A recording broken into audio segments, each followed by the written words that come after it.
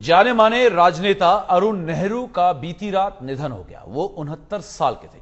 पिछले 18 दिनों से गुड़गांव के एक अस्पताल में उनका इलाज चल रहा था। उनका अंतिम संस्कार आज राजधानी दिल्ली में किया जाएगा। देश की सियासत में वो दौर 80 के दशक का था। इंदिरा जी की हत्या के बाद राजीव गांधी ने देश की कमान संभाली थी। उस दौरान उनके सबसे करीबी और भरोसेमंद सिपहसालार थे अरुण नेहरू। देश की सियासत में उनकी तूती बोलती थी। अरुण नेहरू कुशल राजनेता तो थे ही, विचारक के तौर पर भी उन्होंने अपनी पहचान बनाई थी। वो अपनी साफगोई के लिए बेहद मशहूर थे। अपने सियासी सफर में उन्होंने बहुत से मोड़ देखे। अरुण नेहरू गांधी परिवार के करीबी रिश्तेदार थे। उन्हें राजनीति में इंदिरा गांधी लेकर आई थी। बाद में राजीव गांधी के प्रधानमंत्री बनने के बाद वो केंद्रीय मंत्रिमंडल में अहम सदस्य बने।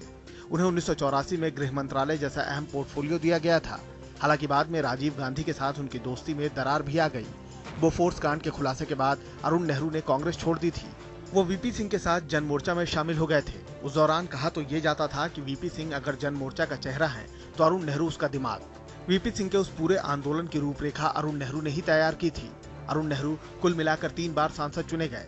2 बार वो रायबरेली से कांग्रेस के एमपी रहे, जबकि 1989 में वो जनता दल के टिकट पर उत्तर प्रदेश के बिल्हौर से चुनकर संसद पहुंचे थे। बहुत कम लोगों को पता है कि अरुण नेहरू राजनीति में आने से पहले बेहद सफल कारोबारी थे। 1980 में जब इंदिरा गांधी ने उन्हें सियासत में आने का न्योता दिया, उस वक्त Johnson and Nicholson group of companies के वो प्रेसिडेंट थे।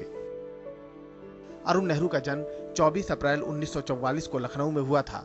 शुरुआत में उनकी पढ़ाई लिखाई भी यहीं से हुई। काफी कम उम्र में ही अरुण नेहरू ने अपना घर छोड़ दिया था। उस दौरान उनका परिवार इलाहाबाद में रहता था।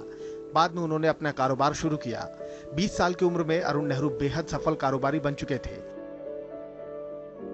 करीब 2 दशक से वो राजनीति में सक्रिय नहीं थे। जीवन के आखिरी दिनों में गांधी परिवार से एक बार फिर उनकी नजदीकी हो गई थी।